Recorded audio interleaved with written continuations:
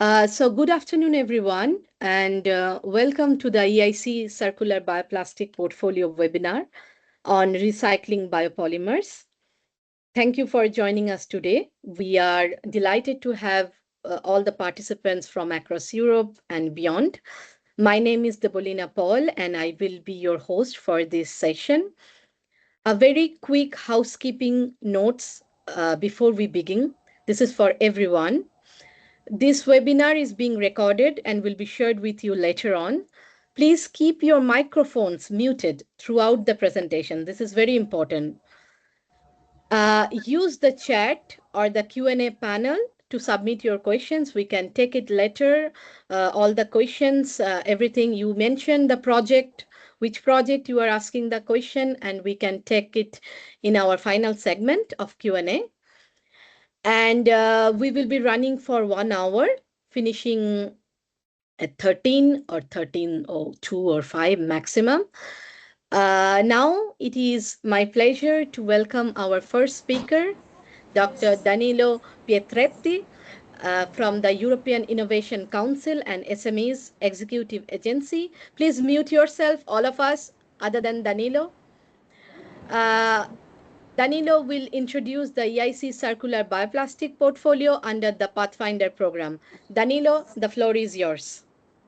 Hello, thank you. Thank you so much, Debolina, for introducing, and it's a great pleasure. And first, I just present myself. I'm Danilo Pietretti. I'm an EIC Portfolio Officer in Agri-Food, Biotechnology, and Health. Among that, I oversee also the EIC Pathfinder Natural Respire Alternative for Food Packaging and Films for Agriculture.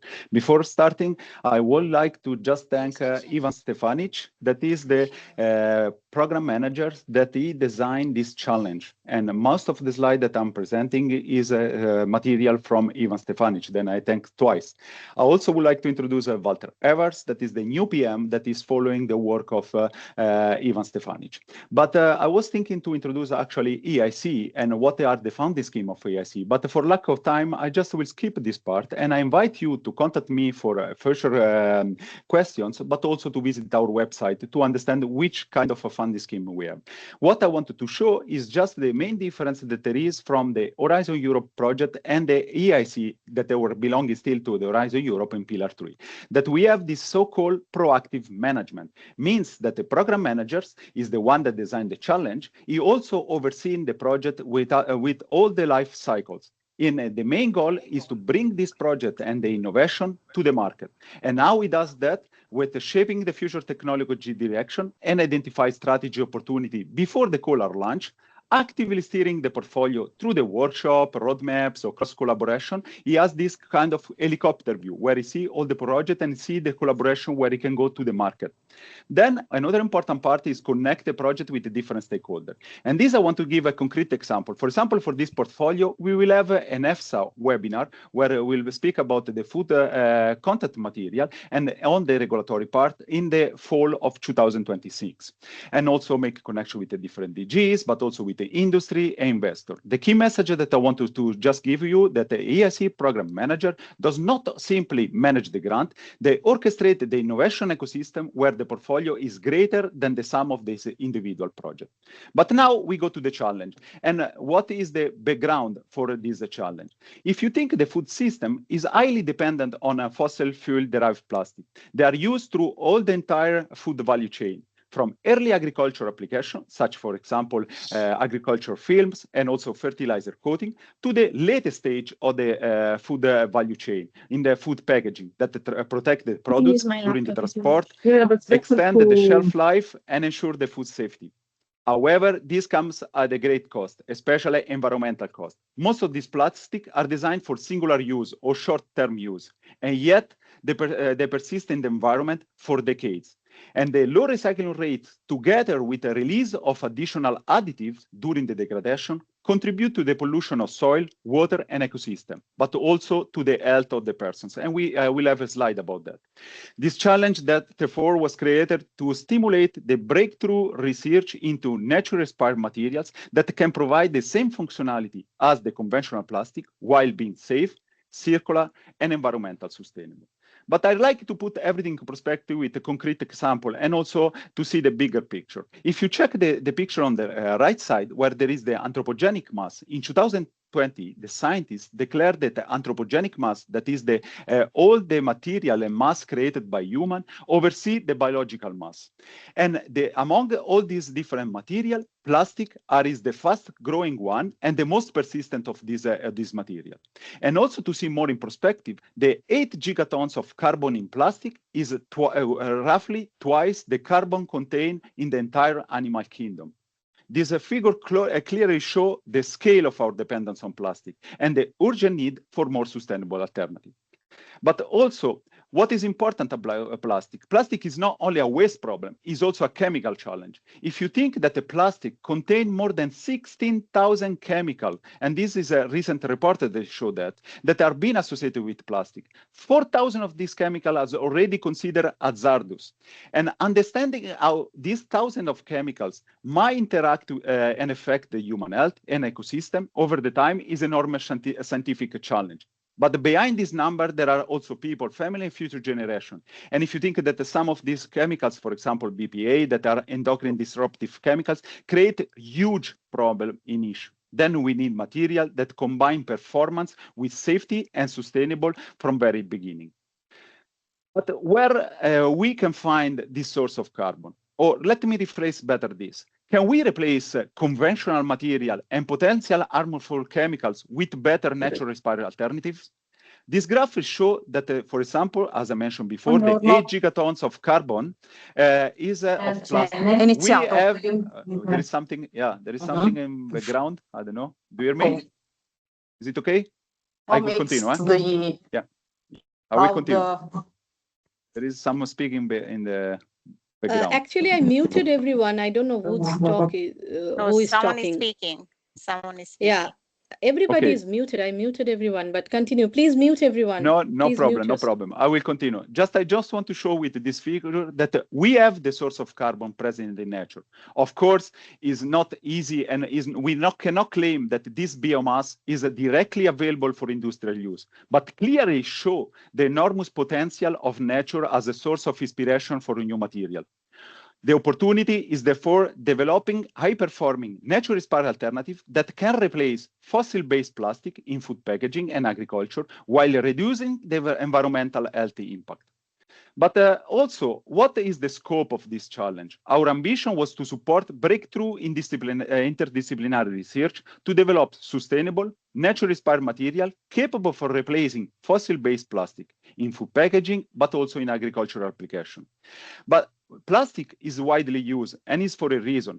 If you think that plastic is very cheap, is versatile, lightweight, but also hygienic and high effective. So we are not looking for replacing them with an inferior material.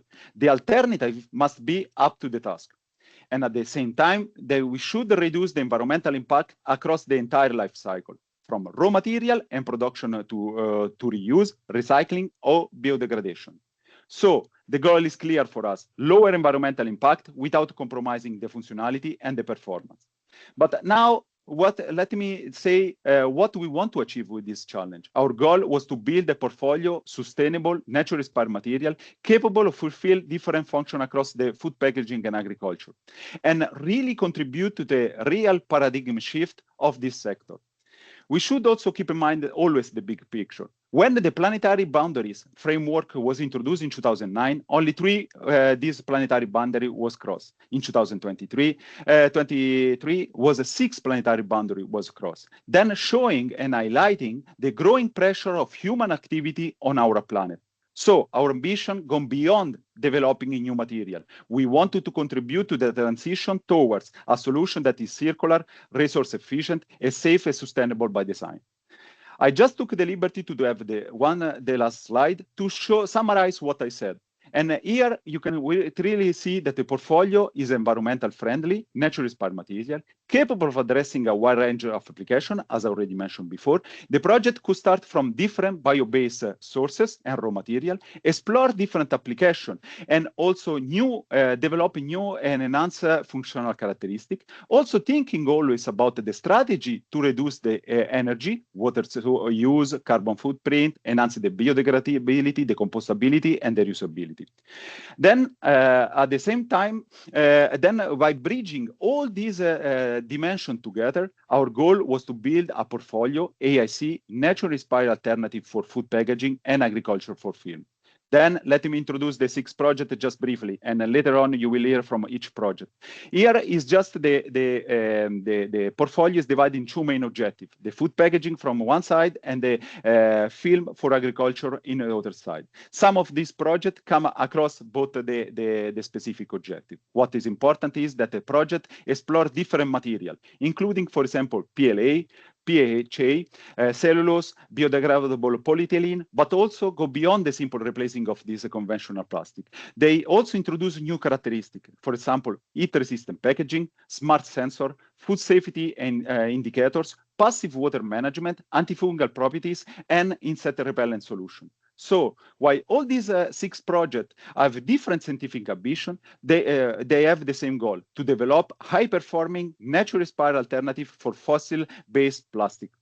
And then this diversity is precisely the strength of this portfolio, not only in what each project can achieve individually, but also in what they can achieve all together. And let me finish with this sentence that is our motto in a portfolio: the value of the EIC portfolio is greater than a linear sum of the project in the portfolio. With that, I would like to thank you. And as again mentioned in the beginning, if you have any question about our funding scheme, you can contact me or visit our website. And now I give the floor back to the project that will introduce their project in this EIC portfolio. Thanks so much for listening, and thank you for the organizer. Thank you, Danilo. We cannot replace plastic. We are just trying to find better sustainable replacement, not even replacement, to have it there. Now we move on to our first project presentation. I am delighted to introduce Dr. Jasmina Nikovinovic-Runik, Principal Research Fellow at University of Belgrade, Institute of Molecular Genetics and Genetic Engineering, representing the Bio2Ps project. Welcome, Jasmina. Floor is yours. Thank you, Debolina. Thanks for organizing this. I'm really happy to introduce our project and to tell you a little bit about the challenges that we are up against. As Danilo mentioned, we aligned with this trying to develop and replace some of petrochemical plastics, but also not to provide underperforming material, but with more advanced properties. So as you mentioned, I'm coming from University of Belgrade, Institute of Molecular Genetics and Genetic Engineering, where I lead a group of ecobiotechnology and drug development. So let me start with why do we need Bio2Ps? It is really a global challenge, and we like challenges. That's first. And why are we addressing the polyethylenes as materials? It is because these are exceptional polymers, and they are the most remarkable plastic. Versatile, economic, excellent properties, and they are mostly used, like they incorporated every pore of our normal day life, but they're also highly used in the agriculture and food packaging, or what is our portfolio about. And this persistent, these exactly nice properties are actually... Sorry to interrupt, Yes. Yasmina. We don't see your presentation. No. We just checked it. Yeah, you need to share it.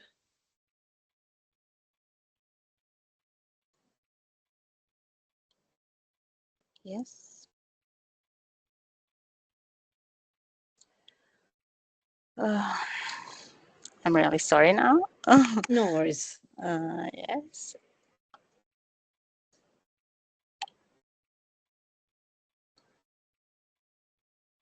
I can, should I share? Would you? Can Okay. you see it now Yes, perfect. Yes. in right mode? Yes. Okay, I will actually speed up a little bit. And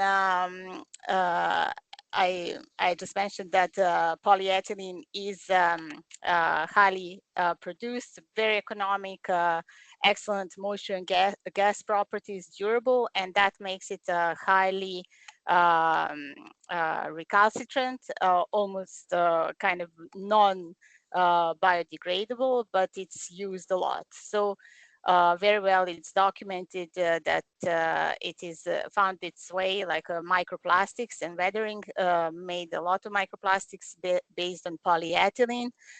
So it is already in our food chain. So this is what we have set up to do, and there is a big issue here so far. Bio-based polyethylenes have been used, have been developed, which they just refer to carbon neutral origin. While these materials are not biodegradable, they have same persistence as fossil polyethylenes. While there is a different approach where you prepare polyethylene mimetic biopolymers, which PHAs are, or polyolefins. They are designed to mimic PE's performance, but that hasn't been reached so far. They can be built from biomass-derived monomers, which is great, but some work needs to be done in order to fulfill the performance. And so our project is to play on both cards, to actually try to make a biopolyethylene backbone from the renewable carbon, and then engineer biomass origin and this biodegradability. And I'll tell you, it's obvious the exact structure of the polyethylenes. The saturated backbone makes it highly hydrophobic, high crystallinity. So then biodegradation, biocatalysts like enzymes can actually not access this properly. So there is that intrinsic recalcitrance. So Bio2PEs is within this circular workflow. We are actually taking some distillery spent grains, like agricultural, the agricultural biomass and other agricultural biomass, and then using chemoenzymatic approaches, optimizing this bioprocess, which is the first process of biorefining, getting the bioethanol. And then where our novelty lies is that we are trying to build in these kind of activated bonds within new biopolyethylenes and make them not change the performance, but then make them more amenable to enzymatic and microbial attack. And by that, this last part of the workflow we have already addressed, and I'll show you the case study as well.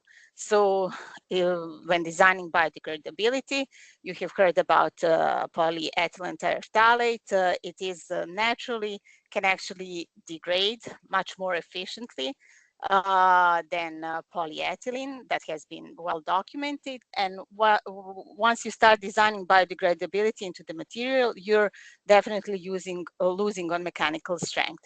And so far, no single hydrolyse can actually act on inert CC bonds.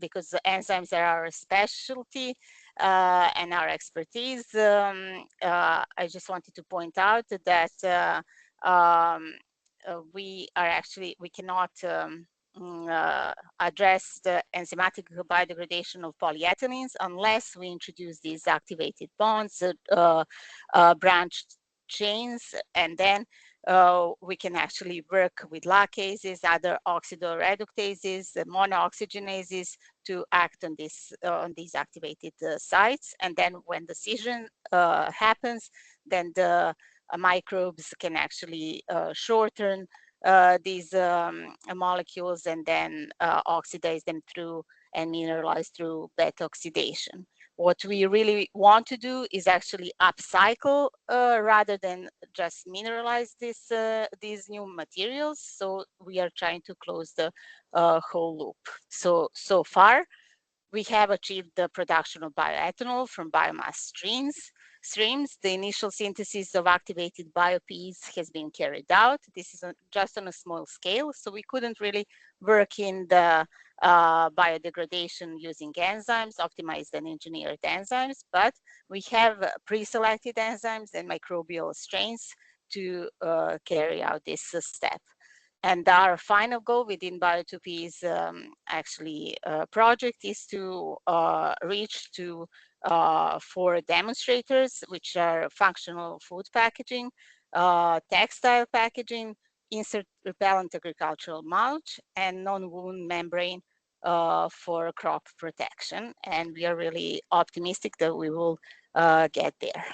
So within that case study that I wanted to show that we actually, this latter part of the research have covered is the fact that once you pre-treat your polyethylene with, and you can use microwave assisted pyrolysis or any other catalytic approach to make the, you end up with wax, which can be really high yield. And so what we have noticed that this wax is actually in a respirometer, you can actually get the 50% degradation after 32 days. But when you implement our specifically designed microbial strains, which are either Rhodococcus or Pseudomonas consortia, you can get to the degradation in a liquid culture up to 100%. So we are really positive about using these strains that have a variety of monooxygenases and lacases, as well as esterases that are driving this breakdown within themselves. And then those are the enzymes that we are optimizing for higher temperature stability and higher activity to be incorporated into the material or to be applied at the end after use. So with that, I just want to say that we would like to close the loop for these new biopeas and make them suitable for a variety of end-of-life options. And recycling, I haven't mentioned that. That is something that we synergistically are going to examine within the portfolio. And this brings me to the end that really nice to work as a portfolio member of within these 6 projects steered by Daniel here. And within our project, there is 9 partners, and this is our social network links and a QR code for our website. So I also want to mention my team that is actually making all this research coming true. So thank you, and I can take any questions whenever questions come. Great. Thank you very much, Yasmina. Next, we hear from CELLAGRI project. Before that, I would like to say, whoever has any question, please write it on the chat. On the chat of Teams, we can take it later. Yasmina can answer. Danilo can answer. So anytime, any question you have, please feel free to write. We will take it at the end. Now we welcome rendered Devlamink, Yes. team leader for energy and circular economy at Inagro. So he will be representing CELLAGRI project focusing on biodegradability in the field. And I give you the floor to explain more.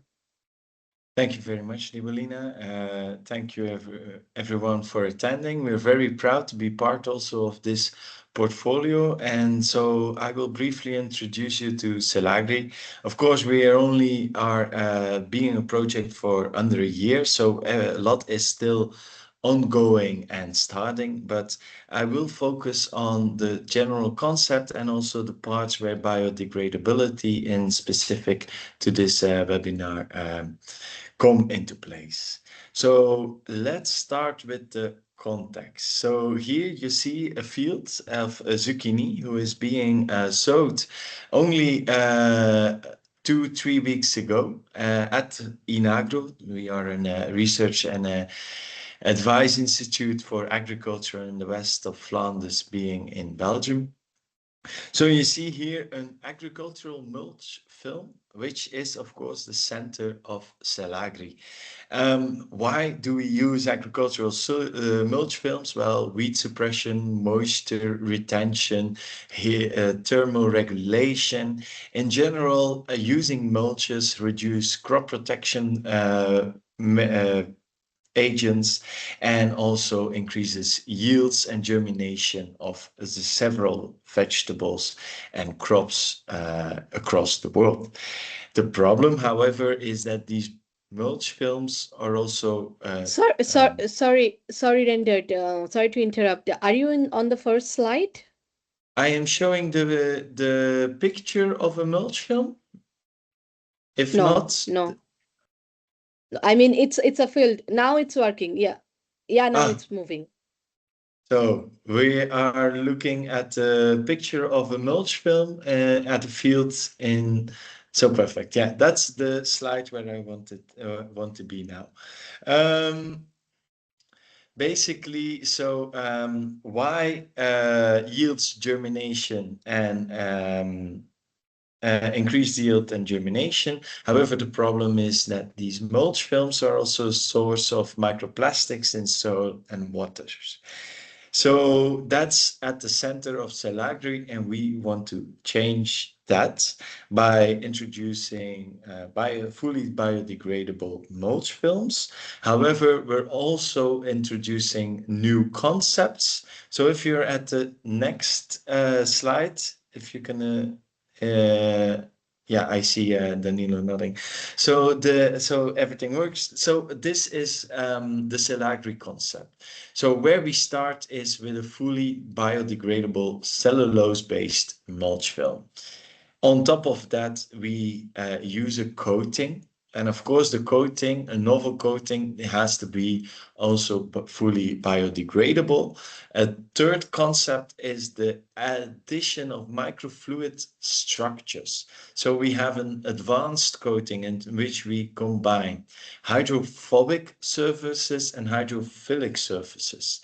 For in that way, in a way, cellulose is not hydrophobic, but either hydrophilic and has a can absorb, and also water can go from the top of the foil into the soil. However, with using the coating, you get the extra persistence in nature, and also most likely you will add hydrophobic coatings. So in that way, by combining here in CELLAGRI, we combine a place where actually the water can go to the plant, but also leaves rows where we prevent the water to go through this foil and actually guide it towards the plant. And in that way, we can even increase the water management using plasma coatings, coatings that are plasma treated and increasing microfluid structures that's visualized here. Of course, an agricultural foil needs to be biodegradable, but also persistent long enough to keep the good characteristics of the foil. And there is also an adopted concept in which the foil will change on the sides, as these are the parts that are actually covered under the soil, while there's also a part of the foil that is on top of the soil. So there are, in short, we use cellulose, we use plasma coatings, and both coatings as cellulose need to be biodegradable. And with a passive water management. This also explains in short the project, and I summed it up again here in this slide. However, the goal is to have a scalable roll-to-roll production for a cost-efficient bio-based film adapted to diverse horticultural conditions, and at the end we target for a TRL 5, so a field validation. In terms of biodegradability, the goal is that it should be biodegradable for 100% within the 3 to 9 months in the soil, in these conditions. 3 to 9 months is because it depends on the crop you have and also on the climatic factors where the foil is intended to. This makes it also more complex compared to maybe other biodegradable foils that are, or mulching foils that are now on the market. How are we going to do it? Well, cellulose is then in its essence biodegradable, and of course matching it with all the other components to provide it structure and also providing it the retention time to not be degraded is the key in CELLAGRI. Also, the coating will be biodegradable. That means that we have to select different polymers, and if the coating in essence is not easily biodegradable, we have the option to also think about adding enzymes or add that into the work packages. And the sustainable by design principle also makes it that we have the ambition to also avoid all other materials that are a source of the microplastics and its residues. We do see today that biodegradable doesn't mean free of microplastics. It can be that it degrades and actually creates part of it into the microplastics. So in that sense, we have the ambition to not have that in our CELLAGRI foil. It could also be interesting to know how we're going to test it. Well, of course, we have these 3 tests that will be implemented in the work packages. These are laboratory tests, testing the biodegradability of foils. And this will be also validated in the TRL5 at the end of the project in field tests, in greenhouse tests, and so that we can indeed also test it in different climatic conditions and also have information whether we reach the goal.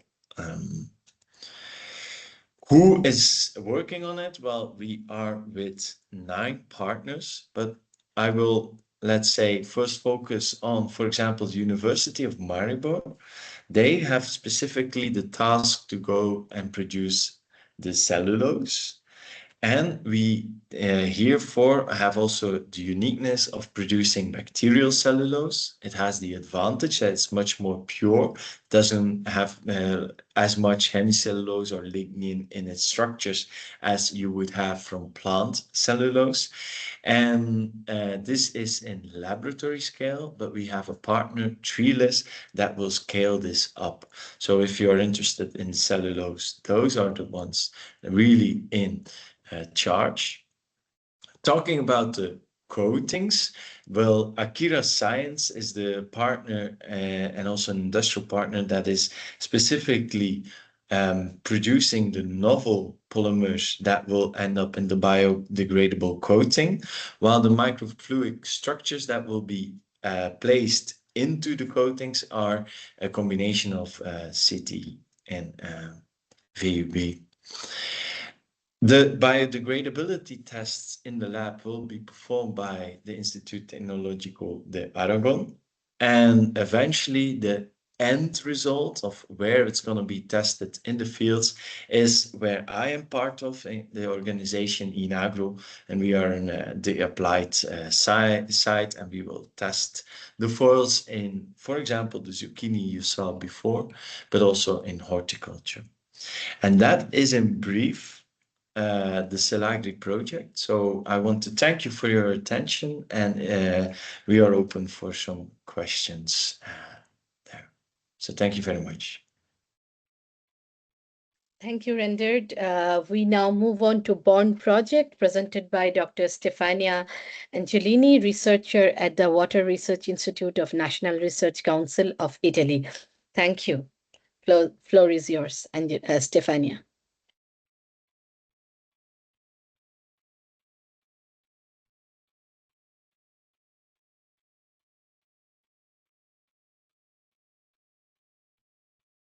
Thank you, Debolina, for the kind presentation, and welcome everybody to this webinar.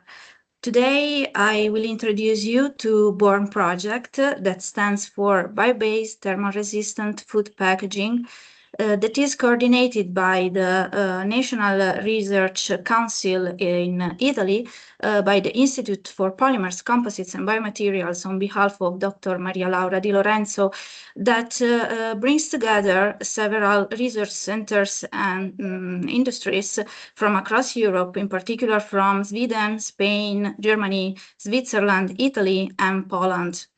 The main objective, I cannot go on.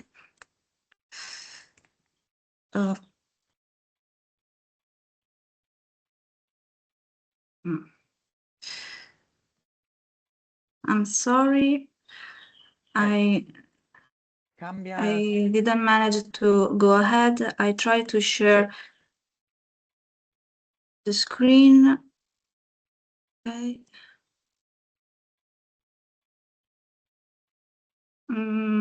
I don't know. I have some troubles. Stefania, do you want me to share? Yeah, thank you, please. Okay, great. Can you see my screen? Yeah. Okay. Okay, next. Next. Okay, thank you, Debolina. I will tell you next. I'm sorry. No worries, it's okay. Thank you. So, BORN project lasts 36 months. We will investigate the entire life cycle of thermal-resistant bio-based materials in all stages of life, such as people. So, from the birth to the working life, to the social life, and finally to the retirement and end of life, but always keeping in mind the safe and sustainable by design guidelines. According to them, materials must be conceived as safe for consumers, environment, ecosystems, and also sustainable in terms of process since the early beginning of design and not only at the end of their development. We will develop new additives that impart to the materials high crystallization rate, so we will impart to the materials thermal resistance properties. In fact, the next, please. In fact, the main ambition of BORN products will be to be applied in food packaging, where bio-based polymers are now not suitable to withstand higher temperature, higher than 50 Celsius degree. So our ambition is to produce thermal-resistant food packaging items, in particular food containers microwavable for ready-to-eat meals, or cups for hot beverages, films, and a minor part of BORN products will be dedicated to pharmaceutical and agricultural purposes. The top layer of our bio-based polymers will be polylactic acid, while a minor part will be dedicated to polyethylene furanoate, polyhydroxyl canoates, and thermoplastic starch that suffer, like PLA, of scarce thermal properties. As mentioned before, we will address all stages of life of this material, in particular the end of life. According to Waste Framework Directive, for example, that mandates a strict hierarchy in waste management, recycling is considered a favorable option. So we will address recycling for matter recovery, in particular mechanical and chemical recycling, and organic recycling that comprises anaerobic digestion and composting. Next, please.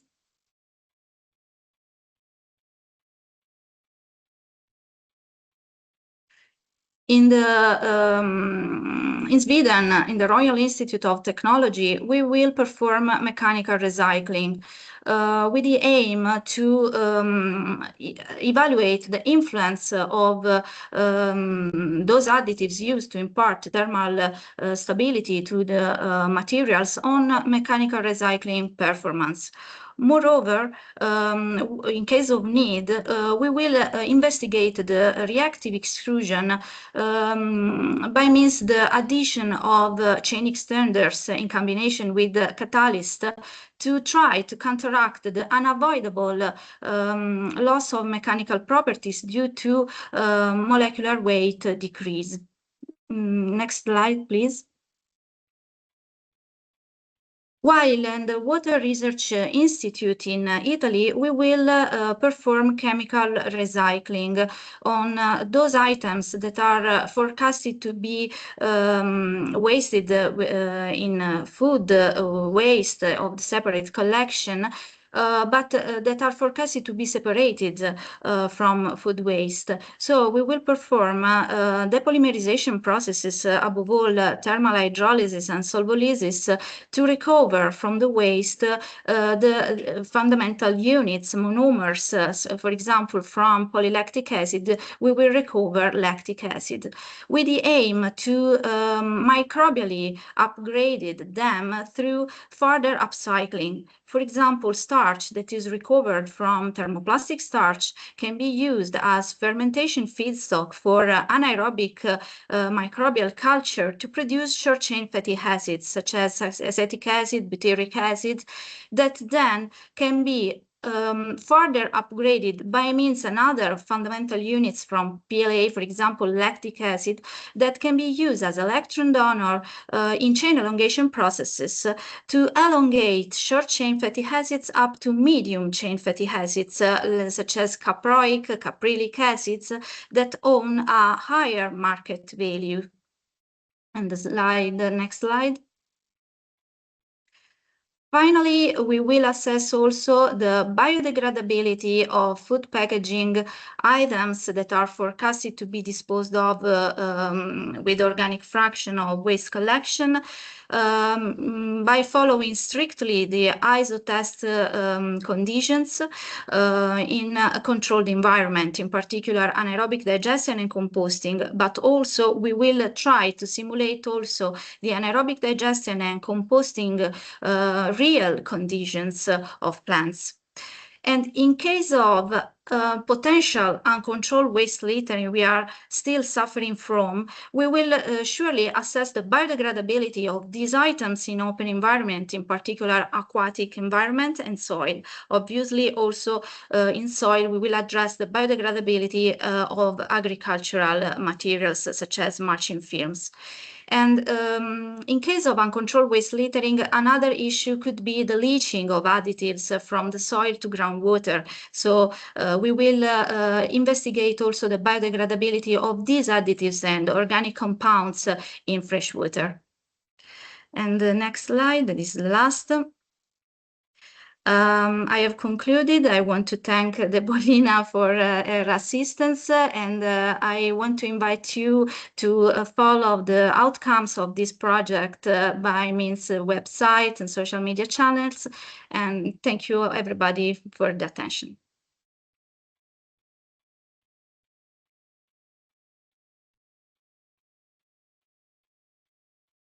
Thank you, Stefania. Can you hear me? Okay. I'm not sharing, right? Okay. Thank you, Stefania. Our next presentation comes from ecosystem. project, I welcome Dr. Dulce Munoz, Research Director at Funditech. Please go ahead. Thank you very much, Debolina. Okay, thanks for the invitation and the opportunity to share with you the approach that within ecosystem project we plan to follow according to the end-of-life strategies for the biopolyester films and packages that we are considering within, as I said, ecosystem project. Okay, moving then. So the consortium includes 8 partners and 1 associated partner from 5 different countries in Europe, and they include RTOs, universities, and SMEs. Funditech is the coordinator, and as I said, it is accompanied by different institutions. So, a brief introduction of what is ecosystem. Ecosystem, it is an interdisciplinary project that brings together several technologies and solutions to develop alternatives to the fossil-based materials and products that are currently being used in the agri-food industry. Our technical developments are classified in 8 main interrelated blocks. 1, starting from the exploitation of agri-food industry waste. This includes berries, roots, pruning, and any waste coming from the culture of this type of food. The second, it will be an integrated biorefinery to process this feedstock and exploit them in 3 different side streams: cellulose, purfural, and lignin. The third block includes the sustainable conversion of these raw materials into useful nature-derived building blocks. And this will be approached using technologies like mechanochemistry and also white biotechnology. Then we will also use produce active ingredients derived from these nature and materials. Once hypercross liquid polymers that will act as bacterial and ethylene inhibition in the packaging. Also, another active ingredients like biostimulants, antifungal, and antibacterial materials. Then we will produce novel biopolyesters by mechanochemical polymerization. It is a project that aims to produce different portfolio of biopolyesters similar to the commercial, to the PEF, but all novel, starting from novel bio-based building blocks. So the sixth block, it will be the formulation of bioplastics from these biopolymers and these active ingredients. And the 7th block will be the testing of these active multifunctional mulching films and also packaging with different functionalities. Okay, so the last but not least approach and block, it will be to provide end-of-life solutions for these new plastic products developed. And for this, our approach, it is considered 3 end-of-life solutions, possible solutions. One is recyclability. In the project, it will be achieved by IM+. Also, upcycling of these materials. This will be developed by CSIC. And finally, the third end-of-life solution proposed within ecosystem will be the biodegradability. Okay, so for the first slides, I'm not moving. Okay, let's see. Yeah, now, okay. So for the first solution that we propose for the recyclability of films and packaging, in this case, IM+ will use different glass or steel reactors to recover monomers and oligomers from packaging based on PEF. Okay, we will use first polyethylene furanoate as a model, okay, to establish the conditions. Okay, we will study the process parameters like temperature, pressure, solvent, the catalyst, and the possibility to reuse these catalysts across the cycles. Also, reaction times. We have the idea to optimize the process and to achieve high efficiencies. And in addition, we will use microwave-assisted solvolysis with the intention and the aim to reduce reaction times and to lower the energy consumption. Once this has been established for a model PEF, what we expect it is to achieve a chemical recycling methodology that could be established for this PEF-based recycling roadmap, but also to apply it and to test it in the ecosystem biopolyester that we will produce during the project. Okay.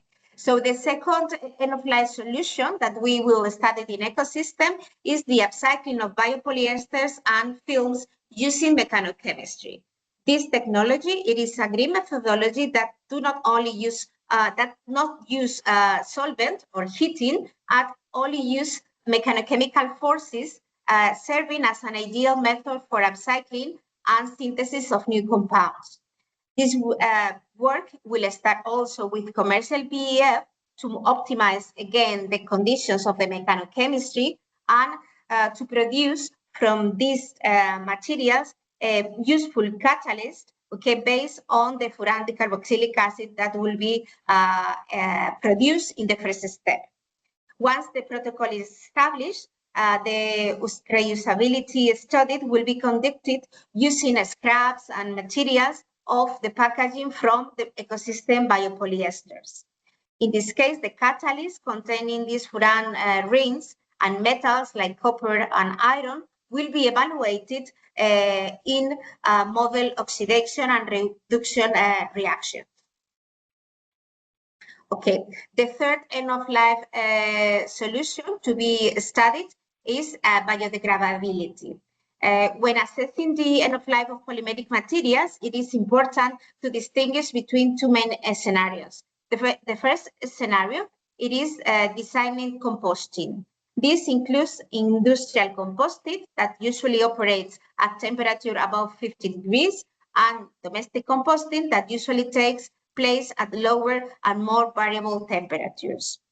The second scenario is accidental environmental dispersal. In this case, the materials may unintentionally reach soil, fresh water, and marine environments. A material described as biodegradable under one set of conditions may not necessarily be biodegradable at the same rate or even biodegrade at all under another set of conditions. Therefore, its intended end-of-life environmental must be assessed separately. The biodegradability of the innovative ecosystem materials is going to be assessed under controlled laboratory conditions that simulate relevant end-of-life environments. The experimental setup will include simulated composting, soil, and marine exposure conditions. For the materials that are intended for packaging application, we will primarily investigate composting conditions. Both industrial and low temperature composting scenarios may be considered depending on the expected application of a disposal route. And for the mulching fields that will be developed within ecosystem, simulated soil conditions will be particularly relevant since these materials may remain in direct contact with the agricultural soils during and after their useful life. For materials that could possibly reach aquatic environments, we will also consider simulated seawater exposure. So biodegradation will be evaluated using complementary methods. First, respirometric methods will be used to measure microbial conversion of the polymers into carbon dioxide. The carbon dioxide generated during the test can be captured and quantified using titration-based setup. This will allow us to calculate the percentage of biodegradation relative to the theoretical carbon content. Second, disintegration test that will determine whether the material physical fragments or loses is structural integrity during the exposure. And this analysis may also include visual inspection and microscopy, mass loss, measurement, and spectroscopy of thermal characterization.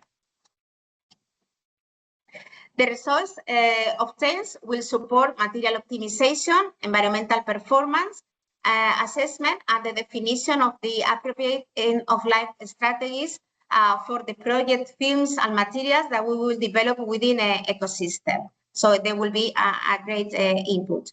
So this is ecosystem, and this is our view of the end-of-life solution for novel biopolyester that we'll develop. If you want to ask something else, please, you can contact either me or Chiara, that is the project manager, and we will be happy to solve any questions regarding ecosystem or regarding this presentation of today. Thank you very much.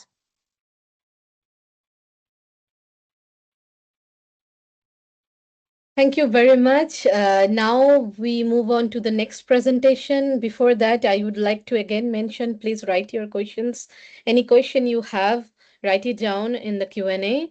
And now we go for Bio 4-pack project, and I welcome Dr. Semeyang Puchiniski. Apologies for if I pronounce your name wrongly.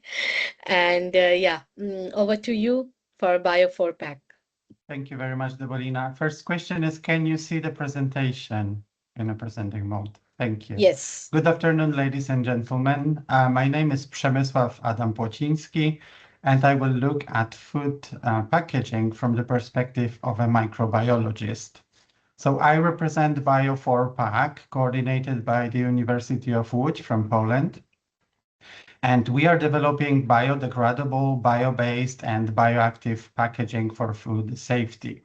And my focus today is the end of life of a packaging via biodegradation, composting, and recyclability in real waste streams. Bio 4-pack brings together 7 institutions from 5 countries, combining microbiology, phage biology, polymer engineering, food science, and environmental assessment. Our project responds to 2 connected challenges. So we need alternatives for fossil-based plastics, but packaging must also protect food from spoilage organisms and foodborne pathogens. And to address these, Bio 4-pack connects 2 microbial solutions: PHA, natural polyesters produced by microorganisms, and bacteriophages, viruses that infect selected bacterial hosts and act as targeted antimicrobials. So in simple terms, the microorganisms produce the material, while phages, another type of microorganisms, provide the biological activity here. So we are not simply making a film and adding an antimicrobial substance to it. So we develop films and trays, engineer a responsive phage delivery system sensing the bacteria, and we test the complete packaging under realistic storage conditions, including safety, performance, and environmental impact. This diagram shows the circular logic for PHA packaging. The polymer is produced, processed, used, and then it enters a collection and waste sorting systems. And here, bio-based, biodegradable, and compostable, these terms do not mean the same thing, of course. A clean fraction of PHA could be remanufactured, while food-soiled packaging may be better suited for composting or anaerobic digestion instead. And the route depends on the complete article as well as the availability of the local infrastructure. So let us now look at the microorganism-driven stages of this cycle, starting with PHA synthesis. So under carbon excess and nutrient limitation, bacteria accumulate PHA. They produce it as a carbon and energy reserve. So bacteria use it as storage material and they are ready to degrade it later. So degradation is a natural process for them. PHA may be produced from renewable sources, from waste-derived feedstocks, like the oils. However, its properties depend on the strain and production conditions. Bioactive components can be mixed into the polymer, immobilized on the surface, or placed in a controlled release coating. And in our project in Bio4Pack, the system is designed to release phages in response to pathogen-associated activities. Some phage preparations are used in food applications already outside the European Union. For instance, they are FDA approved in the US. But here in the EU, you have some examples of biomolecules allowed. Anytime release, migration, and complete system safety must always be assessed for this type of materials. So the next microorganism-driven process is industrial composting, which was already mentioned today. This is a controlled aerobic process with managed temperature, moisture, and aeration. And under European norm 13432, compostability is assessed for the complete article, including biodegradation, disintegration, and effects on compost quality. So the process must reach at least a 90% efficiency within 6 months of composting. And anaerobic digestion mentioned here is another possible route. But the complete package again must be tested under actual conditions for efficiency of digestion before allowing it to enter real waste streams. The final step is the return of quality controlled organic matter and nutrients to soil. And compost can support soil aggregation, organic carbon, and water retention. But not every package should be compostable. We should make it clear. So reduction, reuse, and direct material recycling remain priorities. Let me finish the scientific part with a few facts about bacteriophages, which we intend to add to our products. So phages are bacteria infecting viruses. They are biological entities, but of course not proper organisms. Their specificity is often compared with a key fitting a lock, and their host range is often strain-specific, not even species-specific of bacteria. So for food protection, this narrow targeting is an advantage because selected pathogens can be reduced while much of the surrounding microbiota remains unaffected. So in nature, phages regulate bacterial populations, and because they cause bacterial cell lysis, they return carbon, nitrogen, and phosphorus to the environment. They are not a universal replacement for antibiotics, but they may become important tools in the post-antibiotic era that we are now entering. So Bio4Pack will test both the efficacy and environmental safety of the complete phage-containing packaging systems. And here are the people behind the concept. The project depends on close cooperation between different disciplines because no single group, of course, can solve this on its own. Current information about the Bio4Pack project is available on our website, and thank you very much for your attention. Please feel free to contact us and follow the progress of our project online. Thank you. Thank you very much. Now we are almost at the end. We actually crossed the time, but that's okay. Now we are moving towards the final presentation comes from Satisfaction. I'm pleased to welcome Dr. Julia Ponce Gonzalez, EU project leader at INEA. Please go ahead. Thank you, Lina. I suppose you can see my screen, right? Okay, thank you. Yes, so I'm Julia Ponce Gonzalez. I'm project coordinator of Satisfaction project, and I'm coming from INEA, which is the Agri-Food Technological Institute in Spain. The title of this talk is focused on the chemical and biological upcycling of PHAs for full monomer recovery and repolymerization for enhanced food packaging.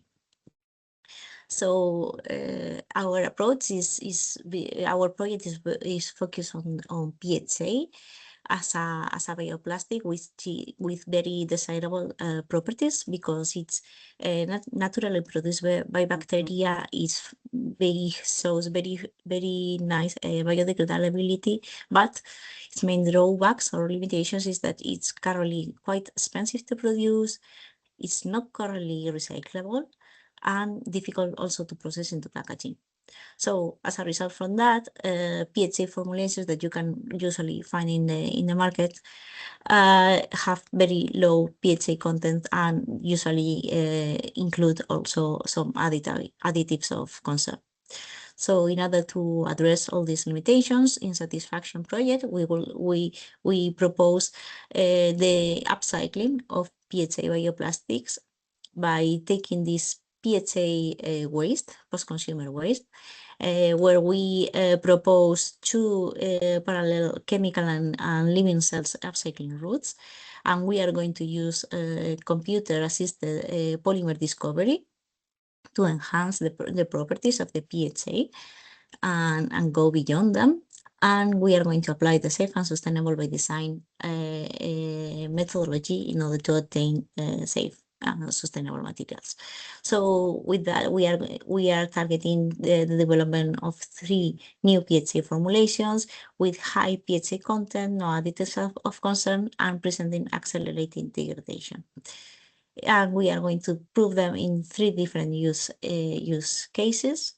And all in all, we aim to reduce the price of current PHA bioplastics.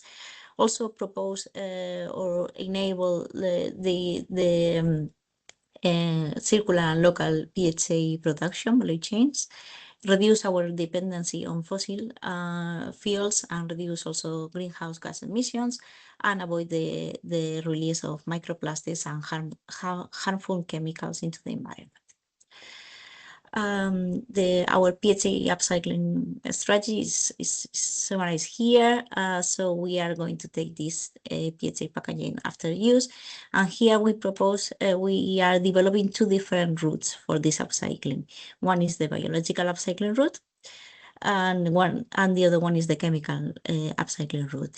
In both cases, the materials are first undergo a depolymerization step to recover the building blocks, and then go into the polymerization to afford PHA polymers with enhanced properties. Then there's a formulation step of these polymers to produce rigid but also flexible packaging, and also we are going to produce PHA-based bioadhesives for the labeling of food and vegetables. Then materials will go. The formulation will be processed into 3 different packaging use cases. As I said, it will be thermofor trays, flexible thermosealable sackets, and also biodegradable adhesives for labeling fruits and vegetables. So the first upcycling route that we propose is the PHA biological upcycling. In this case, instead, our partners from the SIC, Margarita Salas Center, they are developing a one-pot living cell system in order to depolymerize the PHA, in which they are producing genetically modified bacteria able to secrete extracellular enzymes that are going to break down this PHA. So instead of the typical enzymatic recycling, in this case, what they produce is bacteria which are able to secrete these enzymes, and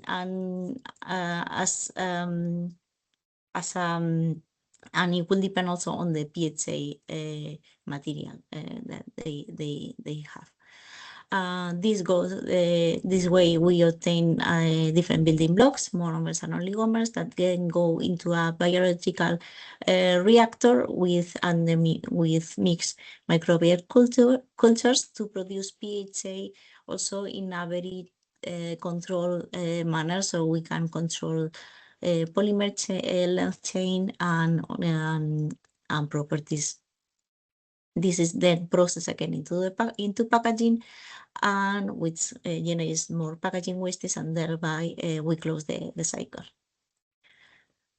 The second upcycling route is the chemical one. In this case, the PHA waste that is recovered is first undergoes a green solubilisis step. So a biochemical step where we can isolate the monomers and separate in high purity and also in a separated way. Then these monomers can be polymerized chemically using a series of organocatalysts. And in this case, because the chemical synthesis or polymerization method give us the opportunity to apply digitally assisted polymer discovery tools. So computational tools in order to predict PHA properties will be fed into the chemical reaction step. So here a feedback loop it's implemented. Polymer properties are predicted and then produced chemically and measure the properties. So in order to develop these PHA discovery tools. This way, we end up with innovative PHA polymers, which are not currently accessible by the biological synthetic routes, and which will be processed into PHA products again, and after use generate more PHA waste, closing again the cycle. These methods are being developed by INEA, Polykey, and King's College London. So I like also to mention the other members of our consortium. We have NITEC, the R&D center from the north of Spain, who is doing the formulation of the different bioadhesives, and Nature Plus, who is doing the formulation of the rigid and flexible packaging. Norme called the OWS is doing all the biodegradability testing in simulated environmental media, and packaging cluster is taking care of the dissemination and communication. So if you are interested in our project, you can stay up to date with our project progress in LinkedIn, and also visit our website. And thank you all for your kind attention. We are open for questions. Thank you, Julia. Thank you very much. Thank you to all the speakers, and for the attendees, you can still write the questions on the chat. Just to let you know, this was our first beginner webinar to give you the overview of all EIC projects, Pathfinder projects under the portfolio. Now you got the glimpse of every project. Please follow all of them and the EIC channel and website, because the projects have just started, so it will discover many things. Scientists are doing research, the dissemination will be done, so keep an eye on that, and we will be organizing many more webinars, we will share many more activities, we will go to many seminars and so on. So you will get to know about all the project results in our website. Those are public, of course. So please follow.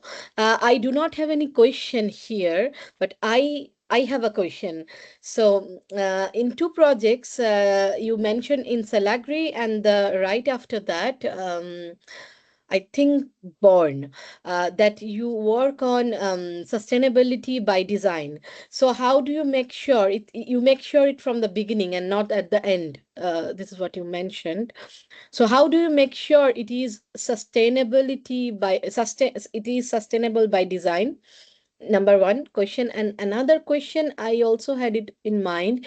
In many cases, what happens to make the product sustainable, cost becomes higher, uh, because something that is available in the market, that is maybe available in a very cheaper price, but the initial research cost, and even after some time when it is in scale, um, it can be more expensive. Than the product will be more expensive in that case, the packaging or the end product. So how do you deal with that? Two questions from my side. Yeah, you can raise your hand or you can just open your microphone and answer.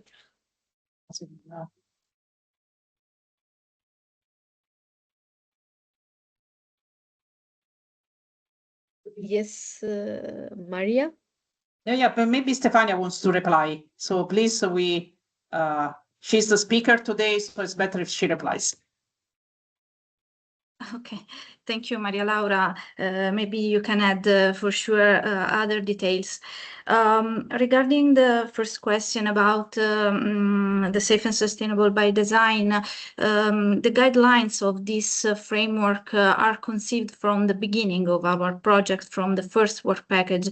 For sure, we will test every additives, every chemicals we are going to use by putting on them if red flag or green flags, and if green flags we'll go on and we'll develop for materials according to it. Regarding the safety, regarding the sustainability, for sure we will perform also a life cycle assessment during the project.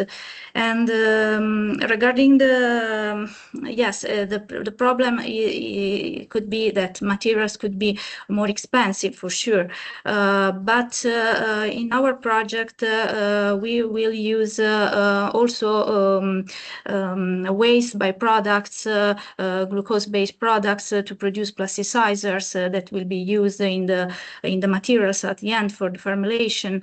And for sure we will perform a techno-economic analysis ongoing in order to try to counteract the problem about the high cost. I'll give the floor to Maria Laura. No, thank you, Stefania, for the perfect reply. I just want to add that we have specific partners that are involved in specific aspects of this.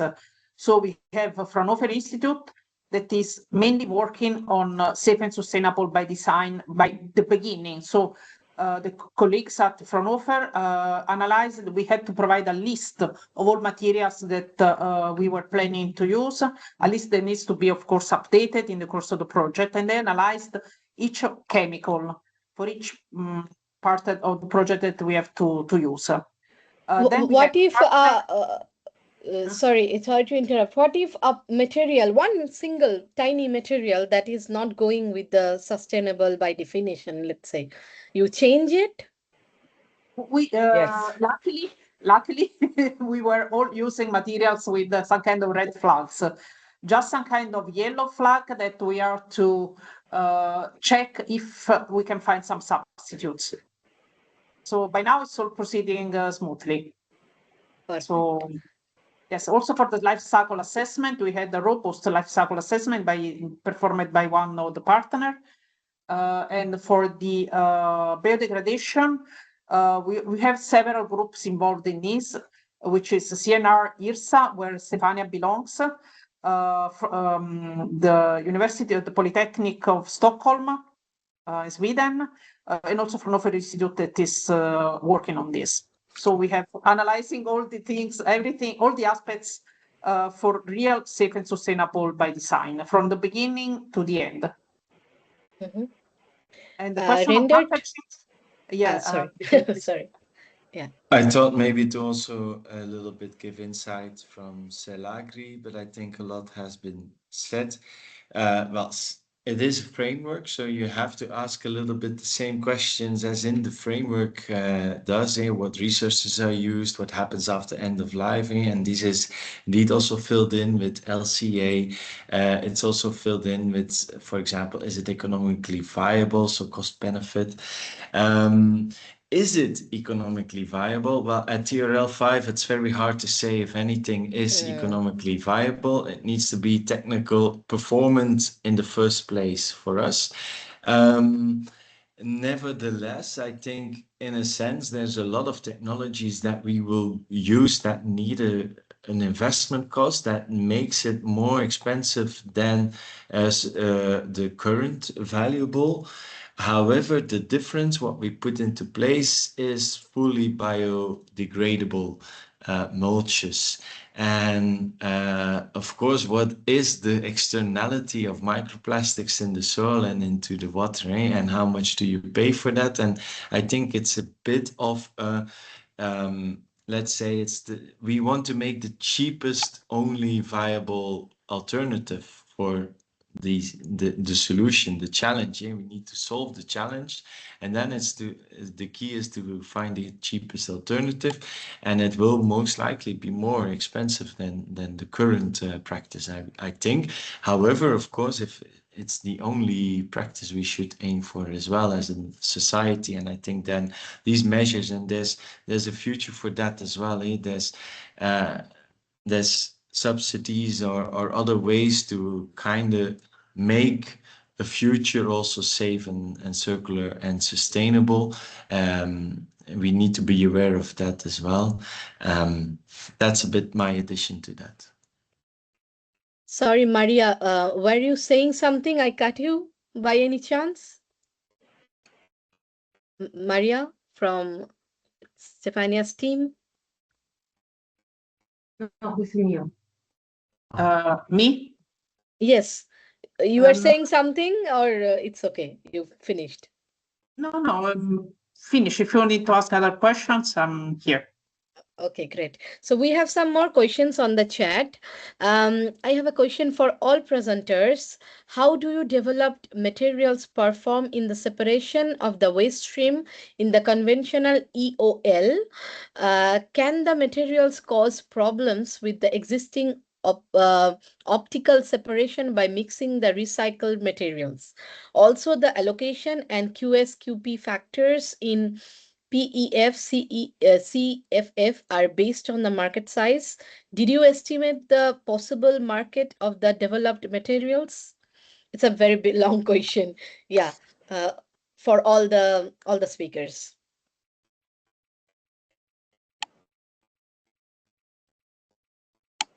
Okay, I can see Yasmina and then Camila. Okay, I can partially give answer to the separation. So, and most of the biodegradable materials are causing issues with the separation. And the first question would be, when are we going to have collectors for this kind of waste, and then to alleviate the separation. So if this gets mixed with the really good, clean streams such as PET, it is causing issues. So, but there are projects and there are groups and there are industries developing ways to separate PLA and to segregate PLA from PHA. The issue here is that PHA and other biopolymers are not widely available on the market, so these streams are quite limited at the moment. So yes, with our project, we are hoping that our bio-PE would be recognized as a PE. Not we are hoping, we are working towards that, but we are also recognizing the fact that polyethylenes are mostly not recycled, especially, like with the bottle streams, maybe a little, like there's a little bit higher recycling rate, but most of it ends up in the landfill. ends up in the open environment. So it's a huge problem. So to confirm what Reinhard here said, we definitely need, in order to compete with some of the old-fashioned fossil-based materials, we definitely need a push from governments and some kind of incentives, collecting schemes, deposits, in order to motivate people to dispose it and recycle it a bit more. Thanks, Yasmina. Camila. Thank you. Yeah, I'm from Born Project, and I work on the end of life of these products, and I approve of what said by Jasmine and by Irene, that the problem here is that we will develop new bio-based materials, or for example, in case of Born, we will develop a PLA that is modulated, so to say, a new formulation of PLA to increase the thermal resistance. So the question of Lilia is about the separation of these waste streams in the conventional end of life, and which waste stream I intend. This is an important point. If we develop food packaging, if the food packaging is intermingled with food waste and is impossible to be recycled because the cost of the separation from the food waste is too high, in that case, these materials will go to anaerobic digestion or composting, and in that case, all the projects will test the biodegradability and the compostability of these materials. In the other case, as Stefania mentioned, when we have food packaging that can be separated from the food waste, in that case, we will test different recycling pathways. But the question is, these materials goes not with the conventional plastic in the recycling of the conventional plastic route. This is important to understand. This is bio-based materials and is a new bio-based plastic, so with the different end of life pathways with respect to the conventional plastics recycling route. Yes, this is my angle and the angle of Born. Thanks, Camila. We have another question. How efficient is biological depolymerization and fermentation for PHA production? Are there any collecting or sorting facilities for biopolymers in operation? So these are two questions, and I don't know to which project, but it is from Mariana, I think Jasmina's team. So yeah, I think that this is for satisfaction, at least the first part of the question. yeah, okay. Regarding the efficiency of the depolymerization or biotically route, is not quantified yet. So take into account this process of living cell system for the polymerizing the PHA is completely new. It's been tested for the first time in the laboratory scale. But what we have accomplished so far is that we can do it, and the monomers obtained from the one pot biological depolymerization have been polymerized in a second step, also biotically. And the polymerization, I can tell you that using mixed cultures was achieving yields equivalent to biotic fermentation of common biotic fermentation of PHA from sugar substrates. And regarding the second part of the question, are there any collection sorting facilities for biopolymers in operation? Well, no, not that I know of. It's been any country, any waste management system is separating biopolymers so far. What we can say is that PLA, that is the biopolymer probably most present in the consumer waste, There are technologies to separate it already, so we are attending to these IR spectra can be distinguished, it can be sorted, and then it can be separated. So same thing as a biopolyester, same thing can happen also to PHA. So there's proof of concept that it attending to its spectra, infrared spectra, can be distinguished from other polyesters, and thereby it could be separated from the waste, but it's not commonly done. Also, it's not present enough in the waste stream of packaging, so it can be separated so far. But I think the first, in order to implement these technological innovations in the market, first consumer, or it will be using closed loops for the new PHA or PLA packaging, and then once it's fully proven, then we can go to general waste management streams.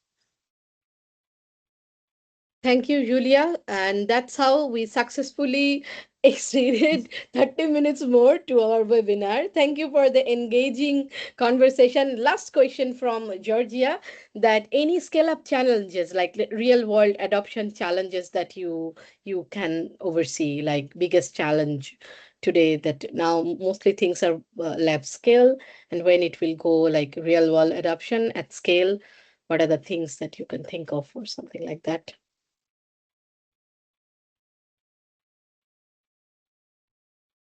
Anyone, or maybe you are hungry because it's a lot.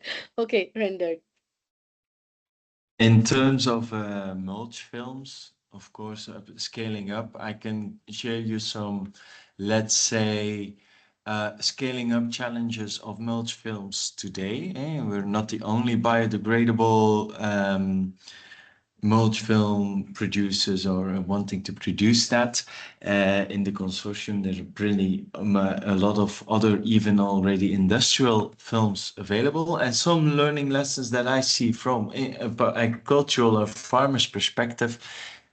Simple things like the thickness, the size of your mulch films can easily have an effect on the application, because, for example, now we can go 100 meters with a machine having a size of a specific size, and then if you just double the roll, it doesn't half the way you can go. It can even be less. So thickness has a big effect on how much you can load on your tractor.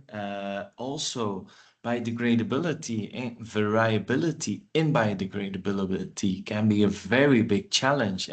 Wind and wind erosion of plastics is happening, especially these levels between in the soil and on top of the soil. So but that is then less scaling, but it could be indeed have an effect. How uniform can your plastic be made?